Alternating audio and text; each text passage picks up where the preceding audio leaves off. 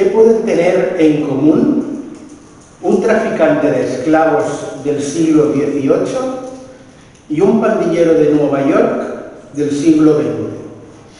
Quisiera que por un momento pensarais en esto. ¿Qué tienen en común un traficante de esclavos del siglo XVIII y un pandillero de Nueva York en el siglo XX? Os estoy hablando de John Newton, traficante de esclavos, y de Nicky Cruz, líder de una pandilla criminal. Dos hombres marcados por un pasado turbulento, lo cual hacía que desde cualquier punto de vista humano pensáramos que estas personas estaban destinadas al fracaso moral, a una vida sin sentido. De John Newton se cuenta que blasfemaba de tal manera mientras cargaba esclavos en los barcos hacia Inglaterra que hasta sus propios compañeros esclavistas se escandalizaban de las blasfemias que decía. De Nicky Cruz se cuenta que tenía aterrorizado a todo el barrio por su extrema violencia y por no tener temor de nada ni de nadie. A los ojos del mundo, ambos eran personas detestables y por lo tanto desechables. Esto es, no aptos para nada bueno. Pero Dios. ¿Cuántas veces me habréis oído decir pero Dios, los relevantes que son los pero Dios? Mientras que nuestra sociedad puede desechar, imaginar a alguien por su pasado, Dios no desecha a nadie, Dios transforma vidas. John Newton era un esclavista, un verdadero monstruo humano, pero Dios lo convirtió en un pastor evangélico y en un prestigioso himnólogo, dado que John Newton se convirtió en el autor de uno de los himnos evangélicos más apreciados de toda la historia. Se cuenta que John Newton, un día en medio de una tormenta en el mar, cuando llevaba esclavos hacia Inglaterra, cuando el barco parecía que se iba a hundir de forma irreversible, clamó a Dios, y Dios oyó su clamor y le salvó la vida. Ese fue el comienzo de una transformación radical. Dejó el comercio de esclavos y con el tiempo se convirtió en un pastor y escribió uno de los himnos más conocidos de toda la historia, Sublime Gracia. Por otro lado tenemos a Nicky Cruz, un joven criado en un hogar marcado por la violencia, el ocultismo y el abuso en Puerto Rico, que se trasladó de joven a vivir a Estados Unidos, concretamente a Nueva York, y no tardó en convertirse en un líder temido, en el líder más temido de las bandas violentas de la ciudad, los más malos. Vivía con un puñal en el cinturón. Para muchos era un caso perdido, una bestia salvaje, le llamaban. ¿Quién habría apostado por él? Nadie, pero Dios. Un predicador llamado David Wilkerson apareció en la vida de Nicky y con una Biblia en la mano y con una ternura en su corazón, una y otra vez le decía: Nicky, Jesús te ama. Nicky al principio se burlaba, le insultaba, le menospreciaba, pero esas palabras, Nicky, Jesús te ama, se clavaron en su alma como un puñal que él no podía arrancar de su corazón. Hasta el día que Nicky no pudo más en esa lucha interior que tenía que se libraba en su ser interior, en su ser interno, y cayó rendido ante Jesús y le entregó su vida. Desde ese momento su vida cambió de forma radical. Desde entonces Nicky Cruz se ha convertido en uno de los mayores evangelistas de nuestro tiempo compartiendo su historia, su testimonio y el Evangelio de Jesús. Nadie en su sano juicio hubiera dado un duro, ni por la vida de John Newton ni por Nick Cruz, pero Dios. Dios es el que transforma esclavistas en hipnólogos, transforma pandilleros en evangelistas. Es el Dios que no desecha a nadie, sino que es capaz de lograr que vasos inútiles sean útiles para su gloria. Pablo escribe a Timoteo y le dice: si alguno se limpia de estas cosas, será instrumento para honra, santificado, útil al Señor y dispuesto para toda buena obra. En 2 de Timoteo 2, 20-26, que es el pasaje que hoy nos toca considerar en nuestra serie, el apóstol Pablo nos habla precisamente de esto, de cómo podemos ser instrumentos útiles en las manos del Señor, listos para toda buena obra, especialmente en tiempos donde la verdad es atacada y burlada. Hoy vamos a ver cómo tú y yo, aunque imperfectos, podemos ser usados por Dios para perseverar en la verdad.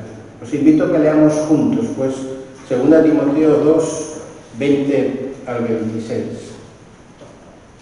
Dice así la palabra. Ahora bien, una cosa grande, no solamente hay vasos de oro y de plata, sino también de madera y barro, y unos para honra y otros para deshonra. Por tanto, si alguno se limpia de estas cosas, será un vaso para honra, santificado, útil para el Señor, preparado para toda buena obra. Huye pues de las pasiones juveniles y sigue la justicia, la fe, el amor y la paz con las que otros invocan al Señor con un corazón puro. Pero rechaza los razonamientos necios e ignorantes, sabiendo que producen altercados. Y el siervo del Señor no debe ser rencilloso, sino amable para con todos, apto para enseñar, sufrido, corrigiendo tiernamente a los que se oponen, por si acaso Dios les da el arrepentimiento, como conduce al pleno conocimiento de la verdad, y volviendo en sí, escapen del lazo del diablo, habiendo estado cautivos de él, para hacer su voluntad. Pablo, al escribir este pasaje, tenía en mente animar a los creyentes a limpiar sus vidas, a cultivar un carácter humilde y a retarles a estar dispuestos a ser usados por Dios. Dios quiere usarnos a todos y cada uno de nosotros, y lo quiere hacer como instrumentos útiles para su gloria, y para ello requiere disponibilidad de cada uno de nosotros para ser usados, santidad y un carácter que refleje el carácter de Cristo. A lo largo de este mensaje vamos a considerar las características que la palabra de Dios nos presenta para que podamos ser instrumentos útiles en las manos de Dios. Y el primero de ellos aparece en el versículo 20. Disponibilidad para ser usados. Dice el texto que en una casa grande hay utensilios de oro y de plata, también de madera y de barro. No todos los instrumentos se usan para lo mismo, pero todos los instrumentos son útiles para alguna cosa de provecho. Esta imagen nos habla de nuestra utilidad espiritual en la casa de Dios, en la obra de Dios, en la iglesia de Dios. Lo que nos está diciendo la Escritura es que todos y cada uno de nosotros debemos ser útiles, pero no todos utilizados para el mismo propósito. Pero sea cual sea el propósito por el cual Dios nos ha declarado útiles, el texto nos hace ver que para que Dios nos pueda utilizar, nosotros tenemos que estar disponibles y limpios. La Escritura nos muestra que un corazón dispuesto es el punto de partida para el servicio. Que Dios usa a los que están listos y disponibles para ser usados. Dios no busca personas perfectas, sino creyentes disponibles.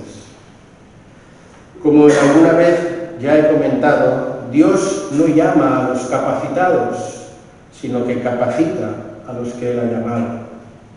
Todos y cada uno de nosotros hemos sido llamados para serle útiles en sus manos. Y todos y cada uno de nosotros hemos sido capacitados con dones y talentos para serles útiles, tanto en la iglesia como fuera de la iglesia.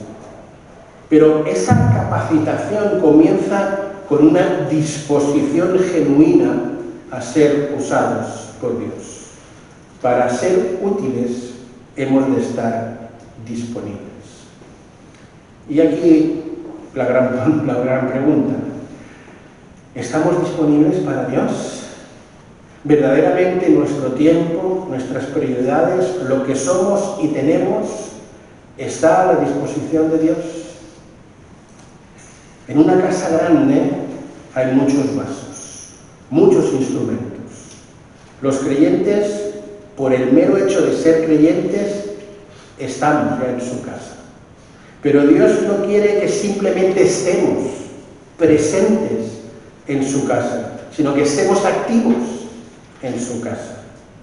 Esto es que aunque a Dios le agrada y le gusta que vengamos los domingos a la iglesia, no se conforma con que estemos presentes, sino quiere que actuemos, que seamos instrumentos no solo útiles de decoración, sino de acción, de utilidad.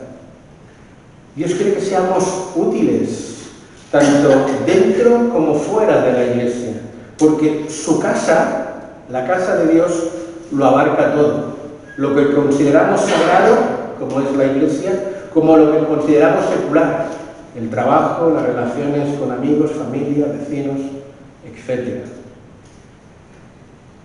Hemos visto que el punto de partida para ser un instrumento útil es tener un corazón dispuesto. Ahora, la segunda clave que nos presenta la palabra es que hemos de ser y estar puros para propósitos nobles. Y veremos que si Dios quiere que seamos útiles, antes hemos de separarnos del mundo para acercarnos a Dios. El versículo 21 es muy claro. Si alguno quiere limpiarse de estas cosas, ¿a qué cosas se refiere Pablo? A lo que contamina. A lo que contamina mi vida, mi alma, mi ser, el pecado y toda práctica que no glorifica a Dios. Ser útil al Señor implica vivir una vida de limpieza y santidad, lo cual no implica perfección total, dado que esto está totalmente fuera de nuestro alcance, sino que implica una actitud constante de vivir conforme a la ley de Dios, conforme a los valores ético-morales de Dios, una actitud constante de separarnos del mundo para acercarnos más y más a Dios. Un instrumento limpio, un vaso limpio, una vida santa, no se consigue siendo perfecto, porque como tal cosa, os digo, es que eso no está a nuestro alcance, sino que se consigue mediante el reconocimiento y la confesión de nuestros pecados, mediante un sincero arrepentimiento de lo que hemos hecho y una transformación constante de nuestras vidas delante de Dios. La limpieza consiste en separarnos del mal para consagrarnos para el bien. Imagínate por un momento que tienes dos tazas. Una de porcelana china, preciosa, muy valiosa, pero que está asquerosa por dentro, sucia. y otra mucho más sencilla, pero limpia. ¿Cuál de las dos usarías para beber? Está claro, está claro, la limpia. Dios busca nuestra disposición y nuestra limpieza moral para poder ser utilizados por Él. Nuestro mundo se deja impresionar mucho por el exterior, por la apariencia, por el currículum, por los títulos que uno tiene. Dios nos impresiona por los logros del pasado, por nuestros títulos o por nuestras buenas acciones hechas en el pasado, sino que se impresiona cuando ve un corazón limpio y dispuesto a ser usado por Él. Dos claves hemos visto hasta ahora para ser considerados útiles en las manos de Dios. Que el punto de partida tiene que ser un corazón dispuesto y que para ser útiles hemos de separarnos del mundo para acercarnos a Dios. Hay una tercera clave que se nos presenta en el versículo 22 y es que hemos de huir del mal para correr hacia el bien. La tercera característica es que para ser usados por Dios no basta con huir del pecado, hay que correr hacia lo bueno. Esto es, hay que correr en la dirección correcta. Pablo dice a Timoteo que huya de las pasiones juveniles, pero que siga la justicia, la fe, el amor y la paz. No es cuestión solo de decir no al pecado, que es importante, sino decir sí a Dios, decir sí a los valores de Dios. Huye también de las pasiones juveniles y sigue la justicia, la fe, el amor y la paz con los que de corazón limpio invocan al Señor. Aquí Pablo no solo está dando una advertencia, es que además está trazando un mapa para una vida útil en las manos de Dios. Observemos que hay dos movimientos diferentes en esta exhortación de Pablo. Por un lado, huir del pecado. En este caso dice pasiones juveniles. Cada uno sabe de qué tiene que huir en su vida. Por otro, perseguir activamente aquello que es bueno, la justicia, la fe, el amor y la paz. Huir del pecado es importante, esencial, pero incompleto. Lo cierto es que no podemos vivir una vida santa si no renunciamos al pecado. Como Pablo ya nos ha dicho en el versículo 21, debemos limpiarnos para ser útiles para Dios. Pero huir del pecado no es el destino final, es el primer paso. La imagen que utiliza Pablo es muy ilustrativa, muy dinámica. Huir no es simplemente evitar o resistir. Huir es salir corriendo, escapar de todo aquello que puede contaminar nuestro ser.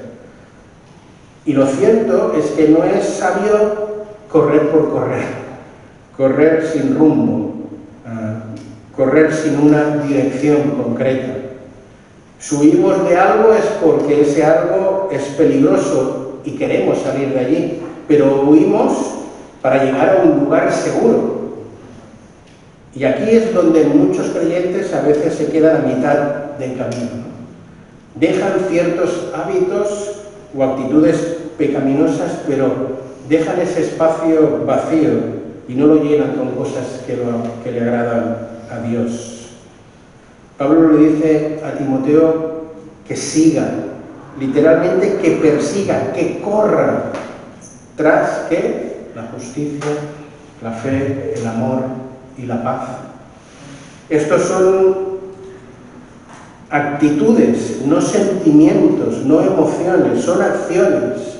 Y no son actitudes pasajeras, sino son actitudes que se cultivan a lo largo de una vida. Son cualidades que deben llenar el corazón del creyente que quiere ser usado por Dios. La justicia, como estamos viendo, es vivir de acuerdo con la voluntad de Dios, obrar realmente con acciones justas en nuestra vida, buscar lo que es justo en cada situación. La fe es esa confianza en Dios, esa dependencia constante de su gracia, no solo para la salvación, sino para cada uno de los pasos de nuestras vidas, de nuestros ministerios, de nuestros servicios. El amor es el centro del carácter cristiano, es lo que nos debería distinguir, por lo cual deberíamos ser conocidos. No basta con evitar odiar o no ser egoístas. Debemos cultivar un amor activo, un amor como el de Cristo, sacrificial, dispuesto a pagar precios. Y la paz. La paz no es simplemente evitar un conflicto, sino convertirnos en agentes de paz, en personas que facilitan la paz, en personas que buscan la unidad, que fomentan la armonía. Y el final del versículo 22, Pablo nos hace ver algo muy, muy importante. Y nos dice, mira, no corras solo, corre con los de limpio corazón, con los que invocan a Dios. Pablo nos está diciendo, rodéate de personas que buscan lo mismo que tú. La santidad no se cultiva en el aislamiento. Si vas a correr hacia algo, corre hacia algo bueno y hazlo en compañía, en comunidad. Esto forma parte de una iglesia que ama al Señor, que ama la palabra del Señor, que cumple con la misión que Dios nos ha encomendado. Pablo sigue diciéndonos que existen más claves que estas tres que hemos visto para ser usados por Dios.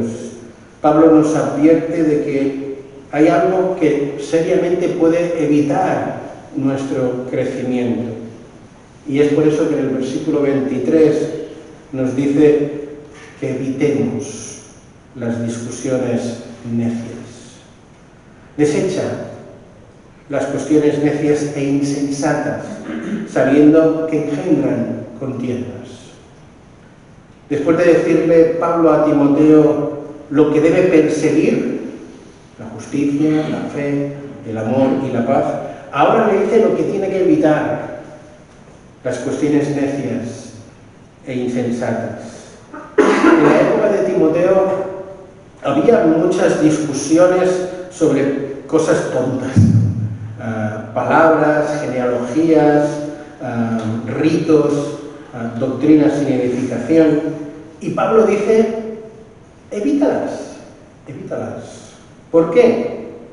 Pues porque generan conflicto, no generan crecimiento. Tres ideas nos transmite la palabra en este versículo. Una es que no todo debate es útil. Después que las discusiones necias no generan fruto, lo que generan es conflicto. Y que todo creyente debe saber cuándo hablar y también cuándo callar. En la época de Timoteo, como os decía, muchas de las discusiones giraban en torno a genealogías, a reglas legalistas, mitos, sin ningún tipo de fundamento. Y hoy en nuestros días los temas de debate son muy diferentes y han cambiado, pero la actitud que hay detrás de cada una de ellas es la misma. Es invertir tiempo y energía en debates que no producen crecimiento, que lo único que producen es combate. Y es por ello que la palabra nos aconseja, no caigas en la trampa de lo inútil. Pablo es claro. Estas discusiones lo que hacen es engendrar contienda. Es decir, no traen paz ni edificación, sino divisiones y tensiones.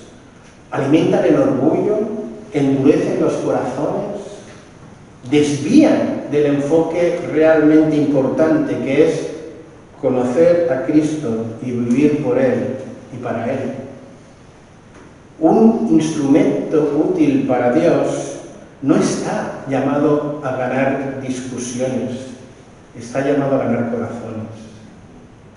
No se trata de tener siempre la razón, sino de actuar con sabiduría, humildad y amor. Hoy también abundan las discusiones necias, sobre todo en las redes sociales. Pero también puede ocurrir en debates que se pueden generar en la misma iglesia. La cuestión es, si yo soy un creyente que participo en las redes o en los debates eclesiales, debo preguntarme,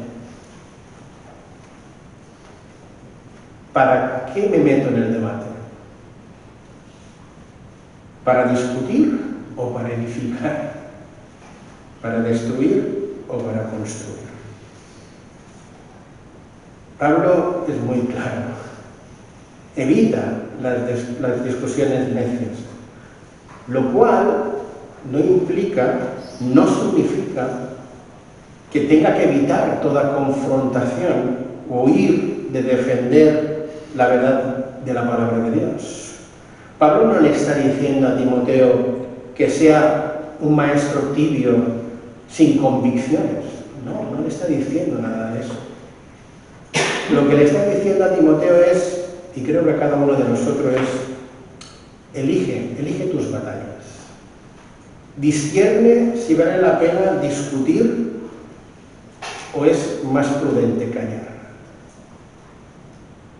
El siervo de Dios debe saber cuándo hablar y cuándo callar. Hay momentos para enseñar con firmeza la verdad, pero también hay momentos en los que el silencio es sabiduría y da testimonio y conlleva paciencia. Y aquí, pues, preguntas que son buenas para nuestra aplicación personal. ¿Somos personas que buscamos edificación o que disfrutamos con las controversias? ¿Perdemos tiempo discutiendo cosas que no edifican? ¿Estamos dispuestos a dejar pasar una discusión si eso va a promover la paz y el testimonio del Evangelio? Evita discusiones necias.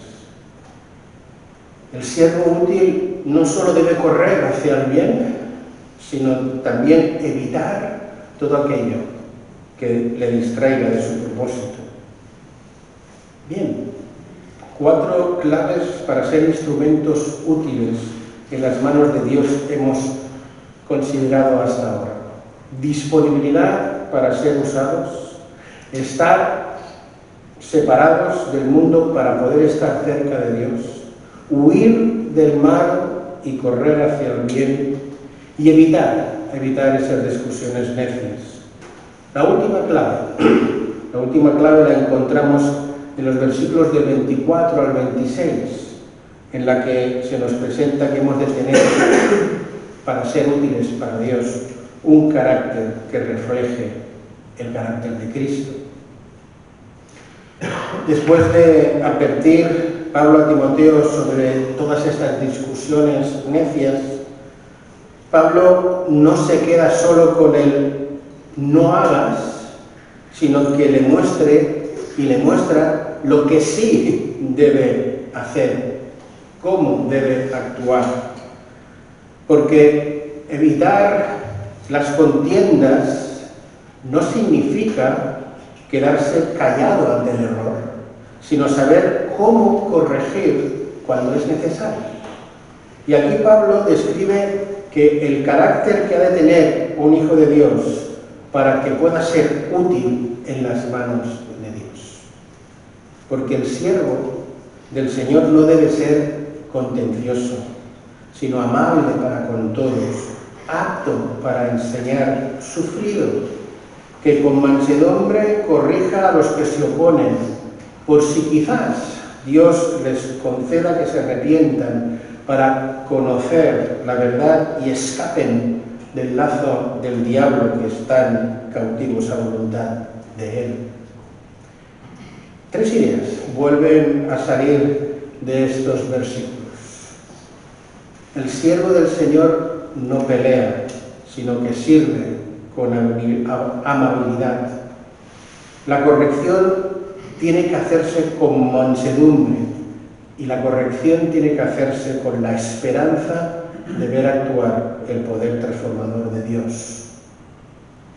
La clave de todo esto está en entender la palabra siervo. Y hemos de tener dos cuestiones claras en cuanto a la palabra siervo. Primera, siervos lo somos todos. Los siervos no solo son los pastores, los que están en la obra, sino todos y cada uno de los hijos de Dios. Todos somos siervos. Y la segunda cuestión es que si somos siervos, eso quiere decir que no somos dueños, que no nos pertenecemos, que pertenecemos a alguien superior a nosotros mismos, al que llamamos Señor. Esto es, que somos siervos a las órdenes de un Señor y por tanto tenemos que reflejar el carácter de ese Señor. Y ese carácter se refleja en las actitudes que aparecen en el texto. No contencioso, que no busca el conflicto, que no entra fácilmente en provocaciones. Amable, y amable para con todos, incluso con los que piensan diferente a él. Apto para enseñar. No basta con saber verdades, hay que saber comunicarlas con claridad y con amor. Y sufrido, es decir, que tiene paciencia ante la oposición y ante los que se oponen y que no reaccionan con dureza. Corregir no es sinónimo de atacar. El objetivo no es nunca ganar una discusión, sino ayudar al otro a ver la verdad. Por eso es que la mansedumbre es esencial. La mansedumbre para este mundo es vista como un defecto, como una debilidad. La palabra de Dios nos hace ver que la mansedumbre es una fuerza controlada, que es capaz de tratar al otro con dignidad, aunque el otro pueda estar profundamente equivocado. Y finalmente Pablo anima a corregir con esperanza en el poder transformador de Dios. Pablo le dice a Timoteo que corrija por si Dios les concede que se arrepientan. Esto nos recuerda que el camino verdadero no lo producimos nosotros, el cambio no lo produce nuestros servicios, sino que el cambio lo produce siempre Dios. Nosotros sembramos la verdad, el amor, pero es el Espíritu Santo quien convence, quien abre los ojos, quien libera, a fin de cuentas. Preguntémonos, cada uno de nosotros, ¿no? Cuando nos toca reprender a alguien, ¿cómo lo hacemos? ¿Cuál es nuestra actitud? ¿Con deseo de restaurar o con deseo de ganar la batalla? Confiemos en que Dios, aquel que yo le estoy confrontando, puede transformar su vida, aunque para mí sea del todo imposible, sea ese jefe del trabajo, ese familiar, ese vecino insoportable. Puedes pensar en muchas personas. ¿Confías en que Dios puede transformar en el pero Dios? Concluyamos.